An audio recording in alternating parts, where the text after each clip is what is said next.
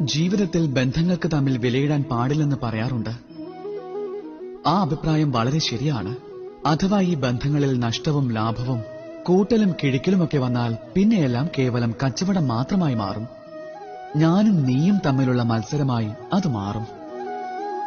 അതുകൊണ്ട് ജീവിതം പൂർണ്ണമായ രൂപത്തിൽ കണക്കുകൂട്ടലുകൾക്കും അപ്പുറത്താണ്.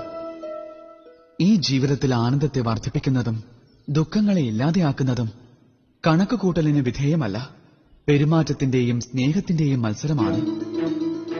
നാം ചിലപ്പോൾ ഒരാളുടെ ശിരസിൽ കൈവച്ച് അയാൾക്ക് അനുഗ്രഹങ്ങൾ നൽകാറുണ്ട്. പലപ്പോഴും അത് അവന് വളരെയധികം ആനന്ദം നൽകാറുണ്ട്. അങ്ങനെ അവൻ ഈ ലോകം തന്നെ കീഴടക്കും. ഇനി ഒരുപക്ഷെ നിങ്ങളുടെ നാവിൽ നിന്ന് പരിഹാസമാണ് വരുന്നതെങ്കിൽ ആ വാക്കുകൾ അവനെ വളരെയധികം വേദനിപ്പിക്കും. പിന്നെ അവന് ഈ ലോകത്തിൽ ഒന്നും തന്നെ ചെയ്യാൻ സാധിക്കില്ല.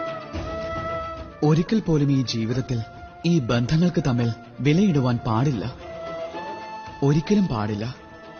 ലാഭമോ നഷ്ടമോ അങ്ങനെ ഒന്നും തന്നെ പാടില്ല.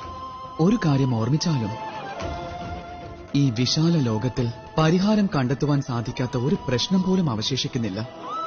പക്ഷെ അതിനു വേണ്ടത് കണ്ടെത്തുവാനുള്ള ശ്രമമാണ്. രാധേ രാധേ.